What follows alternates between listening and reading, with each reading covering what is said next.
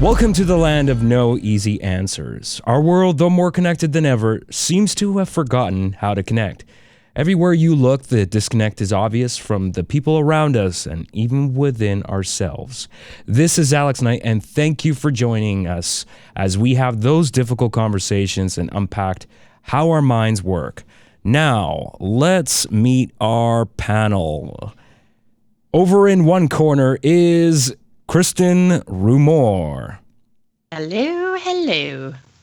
Clinical holistic counselor. Do I have that title right? That's me. Yeah. There it is. And in the other corner, Aaron Stewart. Hey. Or a homeless man that's taken his place. I'm not sure. I don't know what you're talking about. I can work the camera. Oh, it is fine. I feel like Aaron's about 80% hair. Yes. It does. The hair is slowly taking over. Indeed. Yeah. Well, when I can, braid it into my chest hair, that'll be the get the full.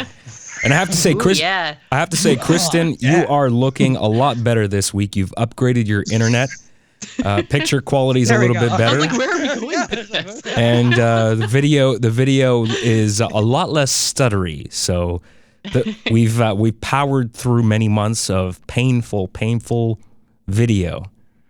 So thank you for joining the 21st century. I appreciate it.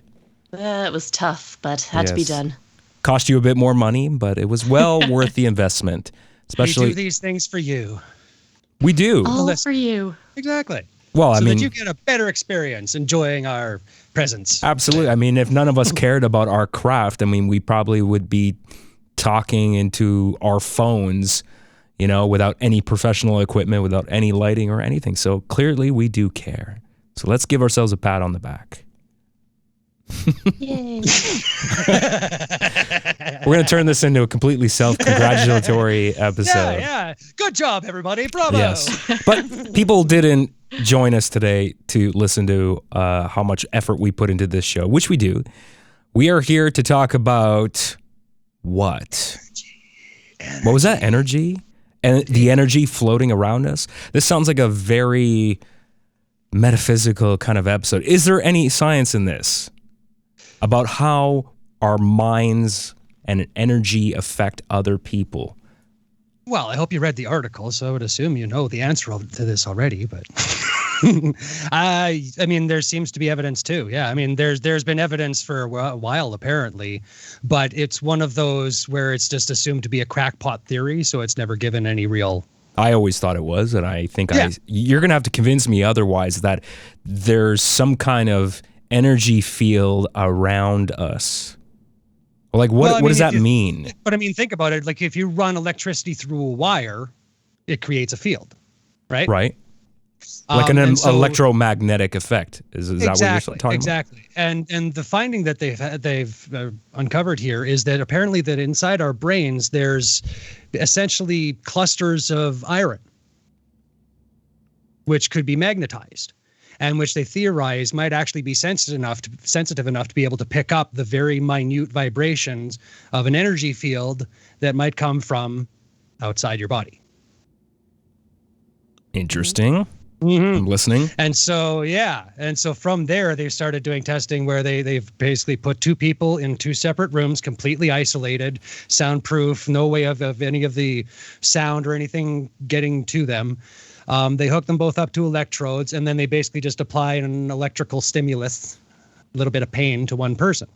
And what they find is that the other person in the other room is reacting as if they were receiving the stimulus, which is just like that's mind-boggling, crazy, absolute lunacy that this is actually like physically happening. And they have actual proof that this is actually something that we all share, apparently. Wow. Okay? And that was the problem. Like before they had no understanding of what mechanism could potentially drive this. But now they've actually found magnetic clusters inside the brain that actually might be tuned to this kind of stuff. And so the field strengths might differ in terms of, there's a few of them apparently. So our brains might be able to differentiate between where it's coming from. Like, have you ever felt that feeling like someone was looking at you? Mm-hmm. Yeah, sure. Right? and then you look and somebody's sitting there staring at you. Mm-hmm. Yeah. They've apparently done tests where if you like focus your attention on someone, it actually, they can apparently feel it.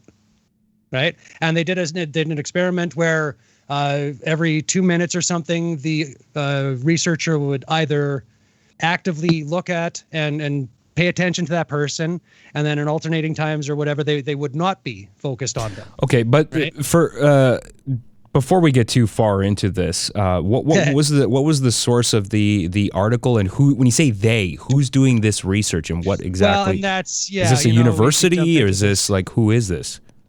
This was, let me just bring up, this was NPR basically. NPR posted they're the source for the, but it must have been some kind of, there was clearly some kind of research group that did this, not NPR exactly. doing the and research. That's where I'm just trying to find, it's an excerpt from a few different things, but the article basically goes into kind of the right. And this is kind of drawing from other information that I had read as well previously. Right. There was a book called The Parapsychology Revolution that I had read a while ago that kind of went into these findings as well.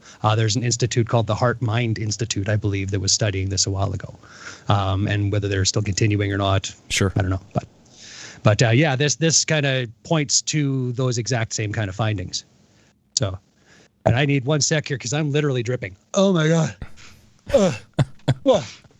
Editing break. Oh, jeez. Yeah, it's just getting warmer in here. Muggy. Okay. Yeah, so let me just see if I can find where Kaplan, Sherry Kaplan, who is not the researcher. Yeah, and see, this one kind of goes into where it's the power of positive thinking, and apparently there's a lady who has been 15 years with HIV and hasn't developed into AIDS, and they're trying to attribute it to positive thinking, which seems a bit of a stretch for me. But the idea that we do have some control over our ability to fight off illness is documented as well. So. Mm-hmm. Like, there's a lot of this stuff that just, again, they didn't have any mechanism for it to happen. So now that they're actually finding parts of our brain that might be tuned to this, I mean, it definitely warrants more research into it. Yeah, absolutely. It makes a lot of sense, right? Because energy, obviously, like attracts like, is kind of what you see in physics, right? So your energy is vibrating on a certain frequency. So Absolutely. It makes sense that if you can attune, say, your thoughts being the specific example to that frequency, right, then it would have a powerful amplifying effect, and theoretically, as we're talking about, potentially influence other people around you, right? There's a lot of research as well about prayers as a specific example of this, right? People have been doing this for centuries, pretty much since the start of human existence, right? Whether you call it prayers in the traditional, Christian religious sense, or just sending, good energy, good thoughts to people. And there is some interesting research about it having an effect, right? For someone that's just thinking positively about another human being on the other side of the globe, and that person having a positive impact from it. Mm-hmm. So whether it's just coincidental or not, I mean, there's too many coincidences, I think, for me personally, for there not to be something behind it. So it's cool that we've evolved to this level that we can finally start to study it and get into what can be causing it. Absolutely. Yeah, and I mean, I had read stories of a martial arts master in, I believe, Tibet, who could change the temperature of a cup of water from about 100 miles away. Wow. Yeah. There was a movie called Superhumans, where one of the researchers, they had a jar which contained DNA, and apparently DNA is very stable. It doesn't really move too much if you do anything, but apparently if you direct energy at it, she was able to change the pH of the DNA. Mm-hmm. By, again, just directing energy into this. And this was a measurable effect that the scientist even was kind of going, what? Right?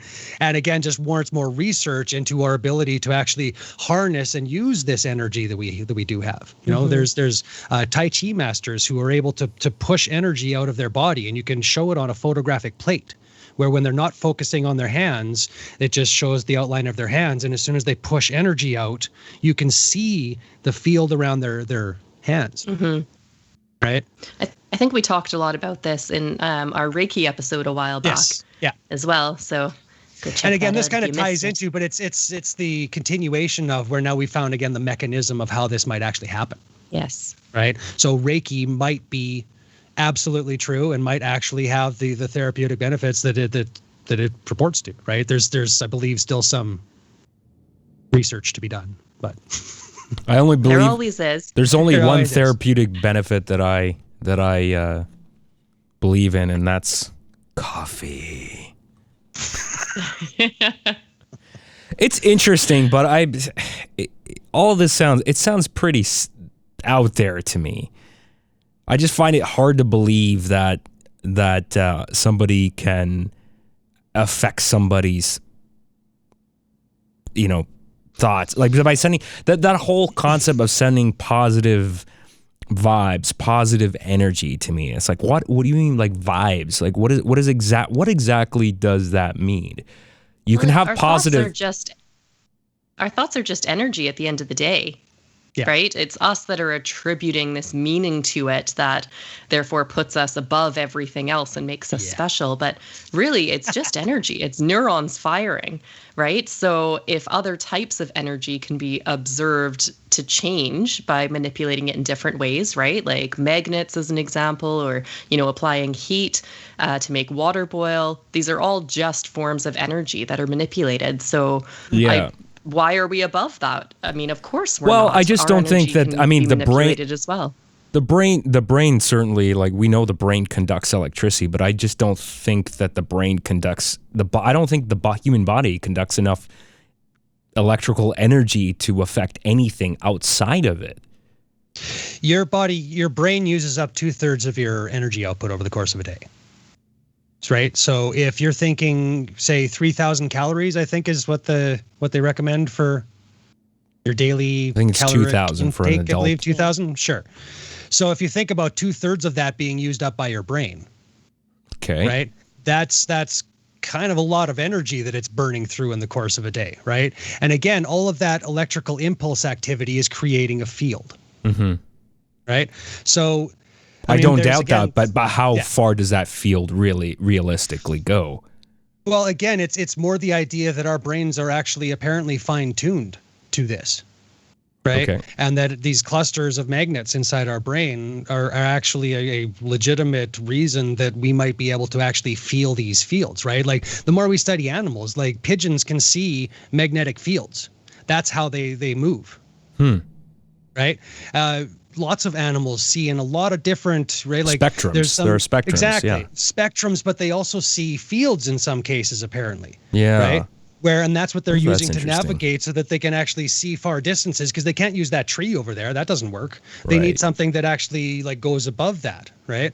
And so for their long distance migrations, they're thinking a lot of this might be due to magnets inside their heads that they use to.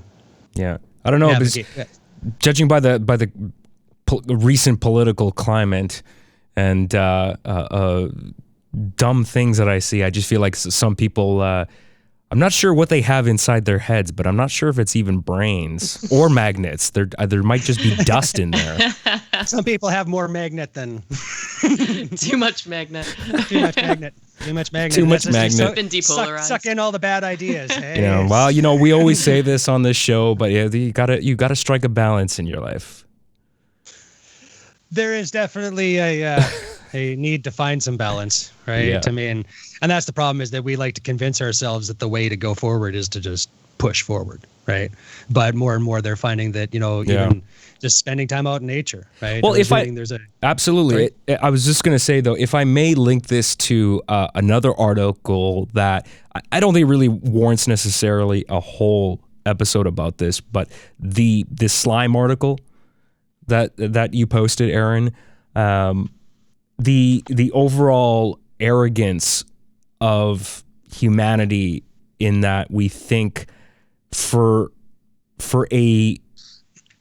humanity to, or I guess what we consider intelligence, there are different forms of intelligence, and we're arrogant in that we think the current construct of our brains has to be like, that's the way it has to be.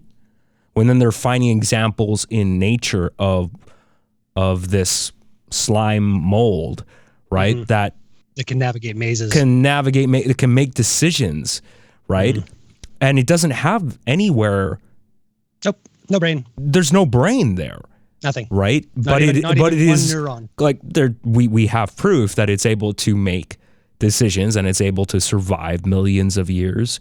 So we are arrogant in, I mean, fuck, I don't know anything. I mean, there's a lot of shit that we don't know. Like, who am I to say that this whole discussion we're having about energy fields and us having an impact on people, like, fuck, I don't know. We don't know. There's a lot we don't fucking know.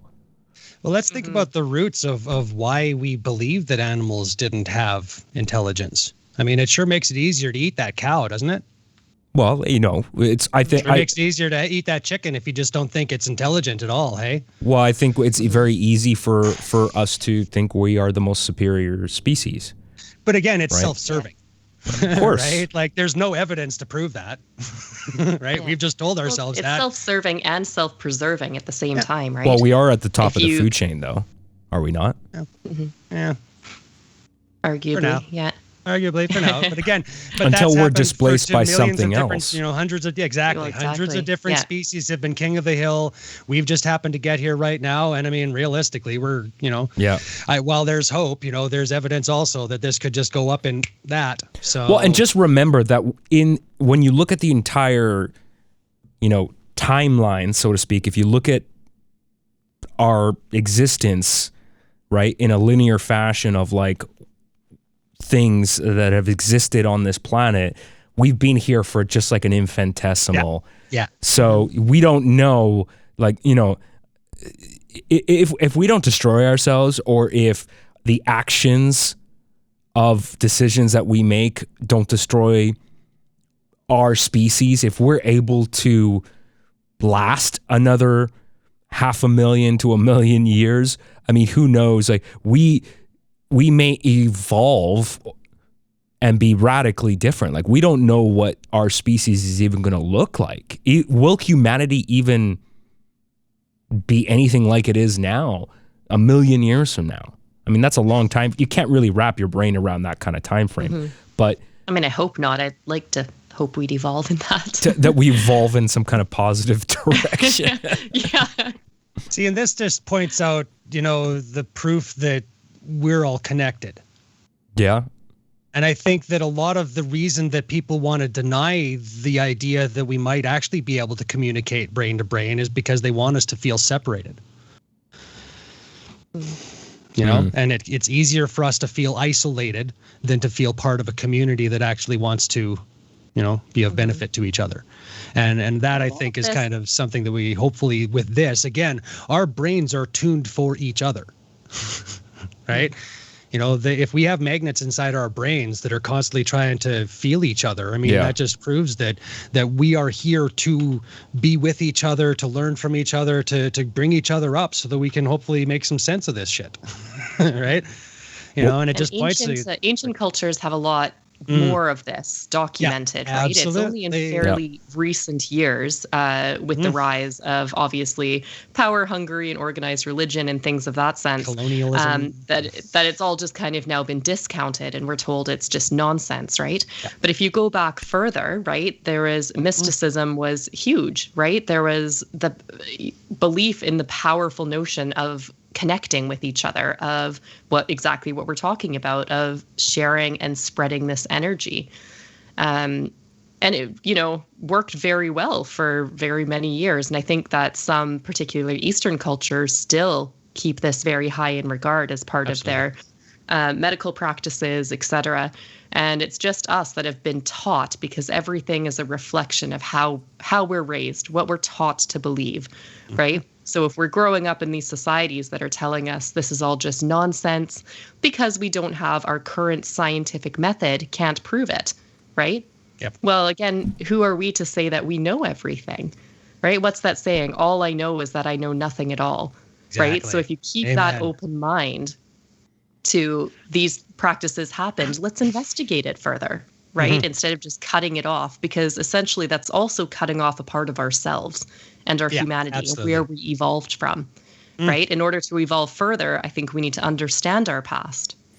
There was a Good great. point. I was watching Bill Maher this week, the latest episode, and he had Neil deGrasse Tyson on, and they had a whole discussion too about It was slightly contentious. the Big Bang theory, and Bill was asking about what existed before. Do we have any idea what existed before the Big Bang, and why was the Big Bang, like, why was it the way it is, and everything like this. And some of the things that he brought up I thought were interesting, and they were kind of greater philosophical, I suppose, viewpoints from a science perspective of, anytime we get into these arguments, when people ask the kind of questions, why was, you're saying the universe was the size of a thimble, and then there was this sudden explosion. Like, why would it be the case? And also, what was the universe? What were things like before the Big Bang? And he says, like, I don't fucking know. Like,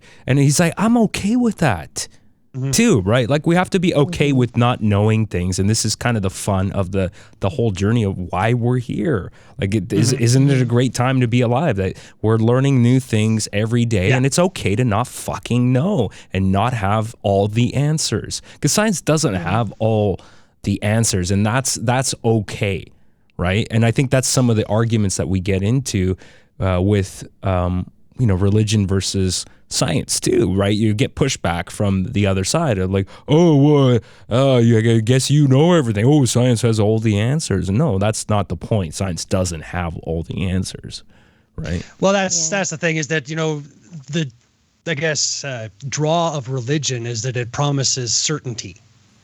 Hey, and the problem, I guess, with those people with science is that science promotes uncertainty. Right? It says we don't know, and even if we have proof to say something might be true, we still can't say that it's absolutely true, because this happened this one time, and that proves it might not happen, right? And that makes it tough for a lot of people, because they want this certainty in their lives. They want to have somebody just tell them, no, man, I got the answers, just follow me, right? And unfortunately, this world isn't really like that. And unfortunately, that creates dissonance in our brains when we just try to find answers that just don't exist yet. At the end of the day, I argue that they're actually the same thing, right? Science, religion, it's Science all the is same. my religion, so yeah. It's all, both of them are just engendering a leap of faith of some kind, right? As humans, we don't have all the answers, and we do need to just sometimes make a leap of faith. So for some, it means putting that belief into God. Some it makes putting that belief into science. Yes. But we need to kind of fill that box of, I don't know, right? It can't just be this empty void. So it's, okay, this is my belief, this is my faith, right? And to kind of put it in scientific terms, right, in chemistry and mathematics, for example, in order to make some chemical reactions make sense, you need to make an assumption to make the maths work, right? So that in itself is a leap of faith. Yeah. So arguably, I think it's the same. We're all the same. We're all technically religious in some way, shape, or form. It's just our leap of faith is different. Well, I have a problem with, and this is another thing that Neil deGrasse Tyson was talking about with, how they've unclassified, the FBI's unclassified a lot of, was it the FBI or the CIA, one of those organizations? They unclassified a lot of documents. And, when it comes to things like UFOs, all these sightings, of even like fighter pilots that have seen these objects that can't be explained. And, just because somebody that you think is smart, who, like a fighter pilot who's out there actually seeing this stuff that can't be explained, just because it's that person doesn't automatically mean, like, to me, it doesn't mean that UFOs are visiting us, right? To me, that's quite a leap. That's quite a supposition. Like, also goes back to the arrogance of humanity. Just remember all the flight systems, right, that are on these planes were programmed by by fallible beings, us humans. So the arrogance to think like those systems aren't flawed, like maybe it's just the telemetry that's actually wrong. But we automatically, our brains go, no, it can't be the computer. It's clearly that there is maybe intelligent life visiting us on this planet. Like I'm sorry, I don't buy that. That's a massive leap. But if it were just a couple of Navy pilots, for sure absolutely. That's not true. But it's not just a couple of Navy pilots. Like, that's the thing. There have been no pictures of ghosts ever that they can prove. There have been hundreds of UFO videos that they cannot explain. Not just Navy pilots, and it's not just that these guys were seeing something. Their radar was locked onto something. There was something there. It's not that they were just, right, like they could see it from the tower. Okay, but even that, I'm not doubting somebody saw something that can't be explained. What I'm saying is, just because we can't explain it does not mean that it was an advanced, intelligent life visiting us. I'm also not saying it's not possible, but I'm saying just because we don't know doesn't mean that was actually what it was either. But they do things that we can't explain with our physics. So how else would you? They make moves that are literally 10 Gs, right? That would literally smush anybody into whatever craft this was. They can make turns that are impossible, absolutely impossible for any of our technology to even get near. And again, a force that would smush somebody, right? They are able to do things that like, again, scientists are just like, we don't know, right? So all they say is unidentified. They don't know, right? But again, the point is that we don't have this technology. There's been reports of crafts that make a zigzag in the sky and then drop into the water and disappear. Right? There have been lights, many sightings of Navy ships in the ocean of lights coming out of the ocean and a craft rising up into the sky. Right? And that's the thing. Like, it's one of those things where, again, we don't have proof of ghosts, right? But we do have proof of this. And that's like Mexico City. There was 10, 15 lights floating above. There were hundreds of people at various points around that like major city centers. There was a battle in Los Angeles in 1969, I believe, where a craft was sitting above Los Angeles and the air army shot guns at this thing for 20 minutes.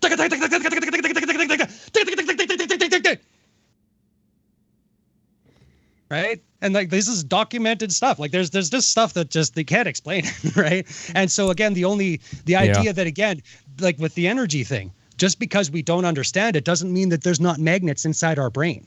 You know? Why would an advanced species, like let's just say there's an advanced intelligent species that has capabilities that we clearly do not, and they are surveying our planet and collecting information about us, just for learning, nothing malicious, just to be here and monitor us and learn from us, right? Why do you think they wouldn't want to make themselves known? And don't you think if they have advanced technology, don't you think they'd be better at like disguising themselves and hiding themselves from plain sight? What was the prime directive? Well, to not interfere for those, going to the Star Trek thing, to not interfere with other cultures that are lesser. Right. That's the thing. Right, because they don't want for them. You to think show they up have right a prime now directive? would fucking destroy us, right? Half the world would be like, "Oh my god, ah, bam!" Well, you're not wrong. If you think about if you're not wrong, right? Look at what would it do? What would it do to thousands of years of religious belief in a higher power if they suddenly discovered that the universe is like there are other planets with intelligent life? What would that do to your belief in the Bible that there's this one all-powerful being? Would that change anything? They used to say that we were the only planet that could sustain life, and now scientists keep finding new ones that could sustain life. So why hasn't that stopped them from being religious? I mean, I guess you can still believe the same thing. You just need to expand your views a little bit. That gets it right into my issue with religion, is it doesn't expand. Those books are the law. Well, yeah, if you take things literally at face value, and But this a lot is of the them only don't. thing that can ever be. A lot of people Which is my don't. problem with religion, is if you're not But I taking think it as an plenty of all or nothing people- thing, you're doing it the wrong way. I mean, aren't you? I don't No, know. I Well, think you're doing it the right way. If you No, can but just you get be to pick and open choose the to. parts of your religion that you believe in. I mean, Well, sure. But don't we all, Yeah. like, regardless of what, again, our religion is, and I'm not saying it's, in just the defined, organized terms, whatever your religion is that not what you do on a daily basis? Is take in information and decide what works Yeah. for you, discard what doesn't, evolve your views, right? Sure. So I think everyone is, of course, capable of doing that. absolutely. And Again, I'm more just talking about religion, right? Like religion itself is not going to accept the idea that Buddhism might be right. I mean, the Christians just aren't going to. It's just not. It's not in the I think the a nature lot of do. religion, I right? think a lot do. But again, I just look at, if you're going to be a Christian, right? The idea is that you're supposed to believe everything Jesus says. Correct? Well, And and that's- yeah, right? if you're kind of in the extreme view, then sure. But again, right? Like I just go like religion. If you just go to distill religion down to its core, right? I'm not talking about people's belief in blah, blah, blah, blah, blah. I'm talking about religion in its core. You're supposed to believe in this with everything you have. Because you're supposed to be able to take this religion and give it to other people without reservation. Correct? You're supposed to be able to, like the Jesus and going out into the people to, bring the message to the people so that everybody could go to heaven. Otherwise, they were all going to hell. And here's my problem again. So that doesn't allow for much, like we like to have this new agey concept of religion. But again, the problem is if you start distilling and taking pieces of it away as, I don't believe that anymore. Well, why are you believing it in the first place? I mean, they're fun stories and all, but why are you still going to the church and doing all of these things for, a religion that killed how many thousands of, Well, community, right? Yeah, exactly. Like, but that community, our community is kind club. of falling apart. So Join a it's book club. a That's place the to issue. have that. Well, I mean, Right? look, I know a lot of people that are religious, and Me too. I'm sure that a lot of them would say the same thing too. Just like,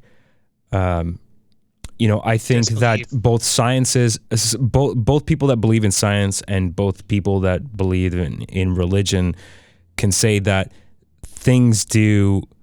Like, I get what you're saying about believing the Bible and taking it all at like face value as it is, but people ultimately I think do have a tendency to have evolved beliefs even within their own religion too.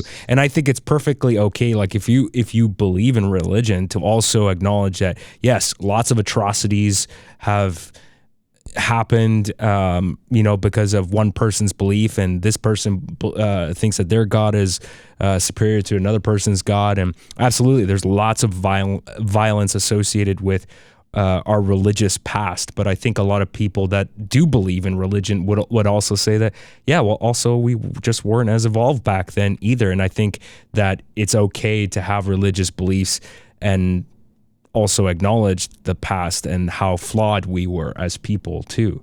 Mm-hmm. Absolutely.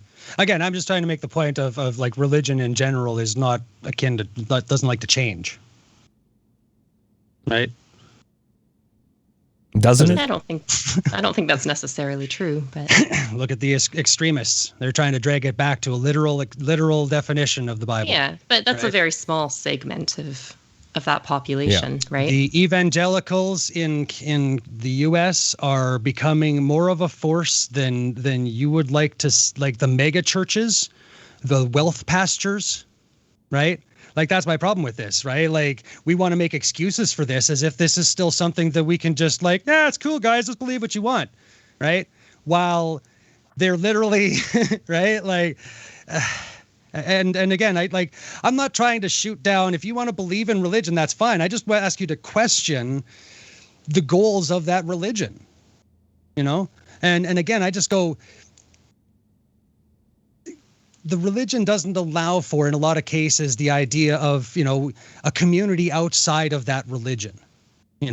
I go, if we're all beings of energy and if we have this connection to each other, it shouldn't matter who you believe in or what right? Like, shouldn't matter. You're human? Cool. Let's go have fun.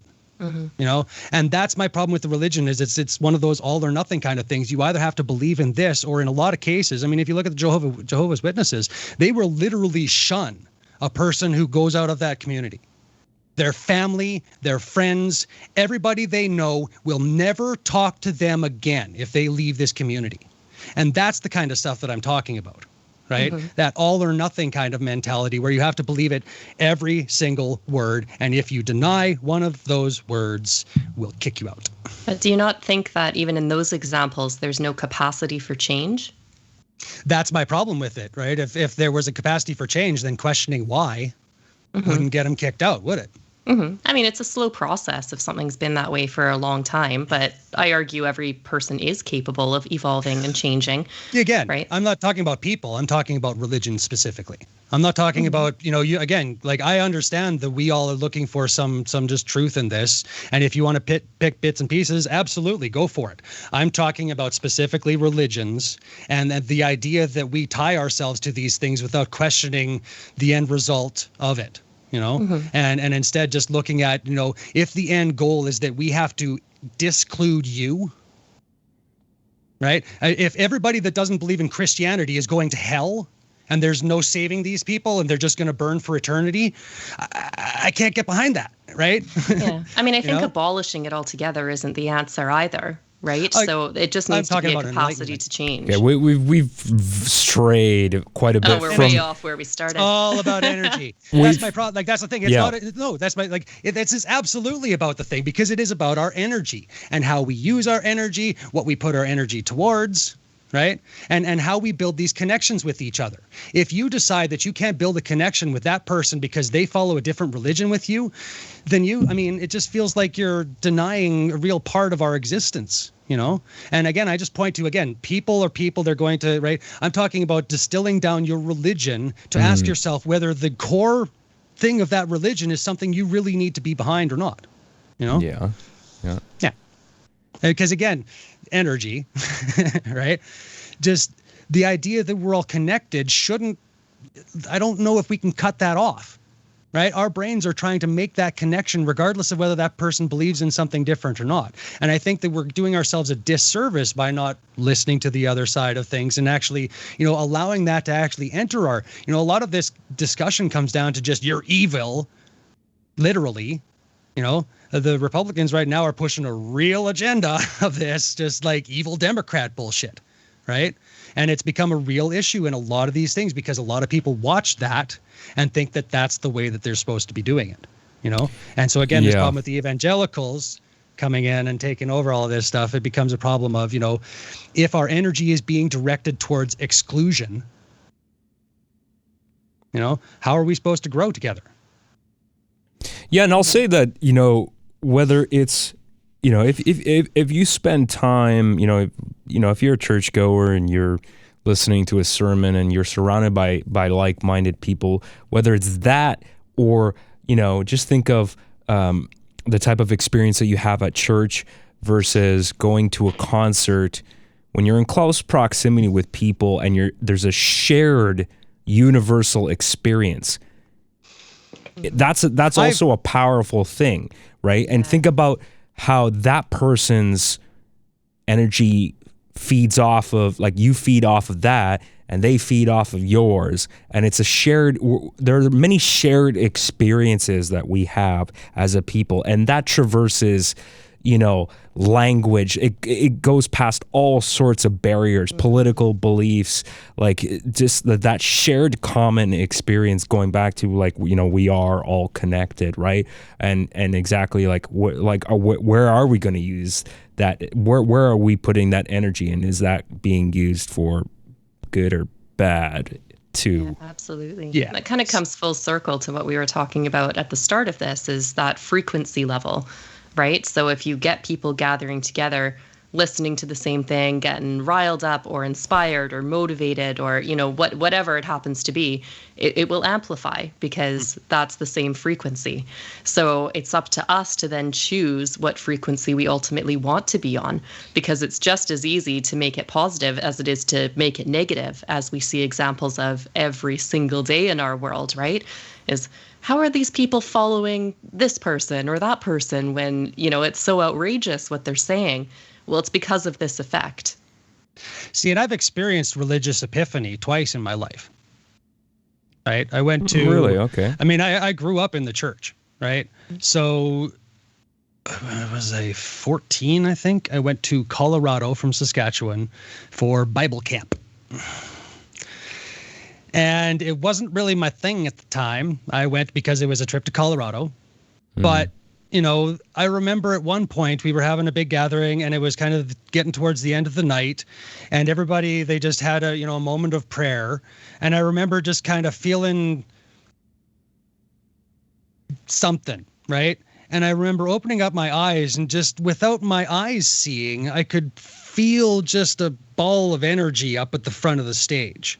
Hey, just there, you know?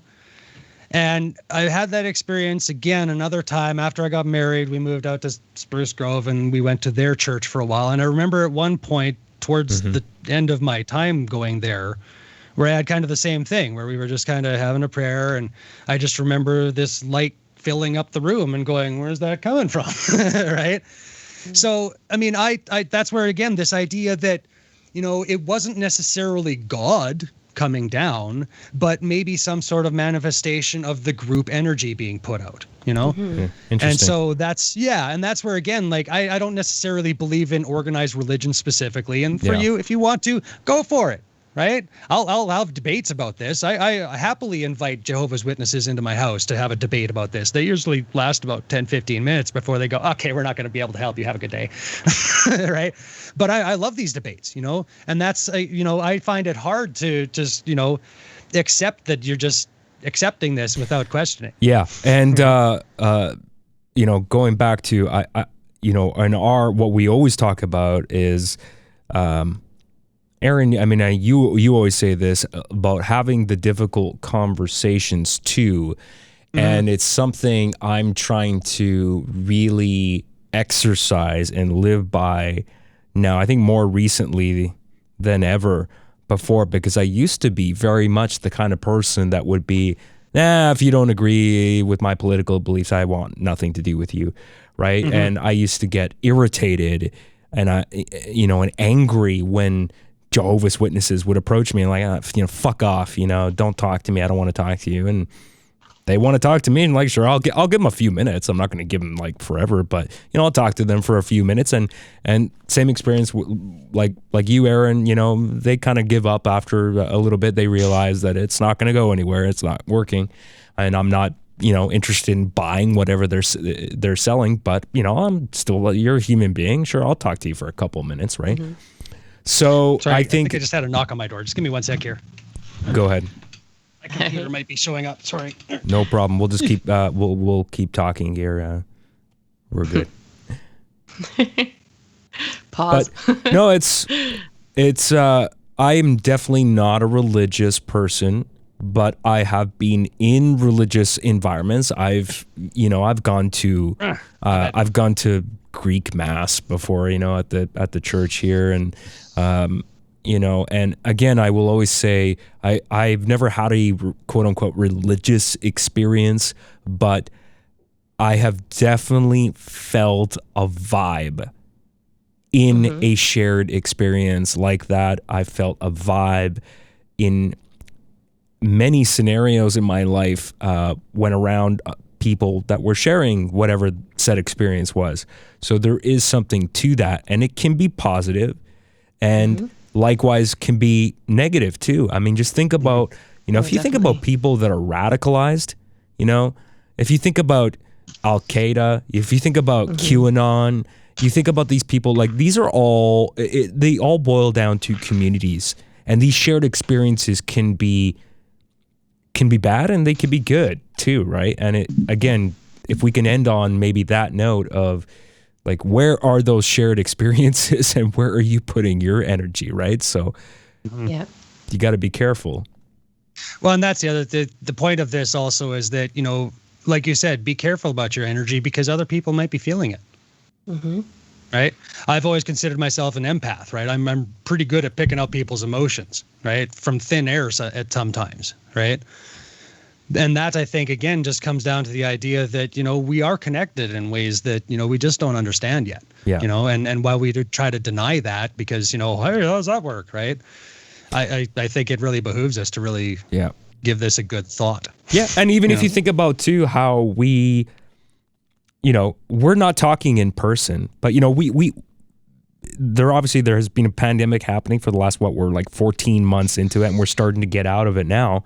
But for those listening or watching, like Aaron and Kristin, me, like we haven't been in person in the same space, all three of us, since this thing started, right? And we met last Thursday, and I will say, at least for me, like it felt very different. It feels different than what we're doing now. Like I can see you, I know what you look like through this computer screen, but I'm not getting the same vibe. It's not the same experience when we're actually face to face. Yeah. Why is that? Well, loneliness actually apparently affects what's your the brain. difference? If you think about it, what's the difference? I mean, your face, proximity of energy. You still look exactly the same. So why am I feeling something different now? Why does this feel more sterile than being in person? Right? Because you have magnets in your brain, I guess. I got magnets. Yeah, exactly the topic of this episode. Yeah, our electromagnetic fields can interact. I don't know. Yeah, I thought that was pretty apparent. Well, again, we're social creatures, right? Like they've shown that if you are in like a solitary confinement for, I believe it's about 10 hours, even the thought of being able to see someone makes your brain just go, yay! Right. Right? Loneliness really hurts our brains. And whether that's, social, whether your friends, like anything could be part of this. You could be your own self-isolation even, right? In a lot of cases can bring this loneliness on, and it is really detrimental to our brains because, again, we're tied to each other. Yeah, I mean, I wouldn't call myself an extrovert. I'm definitely introverted in most ways. I don't really, I'm happy to be alone, but I also like my friends. And I can go long, extended periods of time, without hanging out with people. But I also have my own limits. And it does feel good to be able to get together with people in person every now and again. So I think we do need that. We can't have, as introverted as you think you might be, you can't really have complete isolation because that isn't healthy either, right? So, and that's, now that we start to get back into this, like talking about the hard conversations again, right? Like we're in a place right now, everybody. And the thing is that we need to start helping each other out, right? And so again, talk to your friends, find out how they're like really doing, get out of this superficial, like, hey, we finally get to see each other, right? Like, let's actually have these hard conversations with each other and actually like see if we can help each other get through this like anxiety level to here that we're all living under right now, and again, like this is where I hope that we can, hopefully start to lead this a little bit and just, have these hard conversations with everybody because they're worth having, We're going to have to try to dig ourselves out of this somehow, right? Like the idea that we haven't seen each other in, all this time, like we're going to have to try to do something outside of this, So again, the idea that magnets inside my head might be connected to you. I love this, right? Like this just fills my brain with joy that we actually have some actual, right? Because I've been one of those people that I always kind of felt that, I have one of those, sensitive brains or something. I don't know. Stupid, maybe. I don't know. But and also, if you don't have any friends, let us be. We'll be your friends. I mean, we talk about community. Let's make this a community. I'm serious. I'm not joking. I want this to be a community where we can have these hard discussions, and also those of you right now watching or listening, thank you for also being part of this. And, we want to hear from you too. So don't be shy. If you want to drop a comment in YouTube, let us know what you want to hear about. If there's just something you want to get off your chest too, let us know. Because again, we want this to be kind of a springboard for future discussions, right? Group therapy. People. Exactly. I like it. Well, thank you very much. It's mostly me getting the therapy, but you can join in too. It's cool. Exactly. Well, thanks very much for watching on YouTube. Please, if you haven't subscribed yet, make sure you do that right now. That will ensure you get updated when we release this thing, because we release new content every Tuesday and Thursday. And if you prefer an audio version only for your morning commute to your dreary morning commute to work, you can subscribe in Apple Podcasts, Google, TuneIn and Stitcher, Spotify, Amazon Alexa. Ask your smart device to play the Subvert podcast, because we're available everywhere. We are also on social media at the Subvert Pod on Facebook, Twitter, Instagram, and also if you'd like to send a comment on our email system, you can do that. Send it to hello@thesubvertpodcast.com. Subscribe to Aaron's blog. It's thesubvertpodcast.com/blog. There will be a newsletter going up pretty soon here as we roll these out to keep you busy here. All right, that's all the time we have for today. But before you go, just remember, we're all fucked up, so let's be fucked up together. Bye.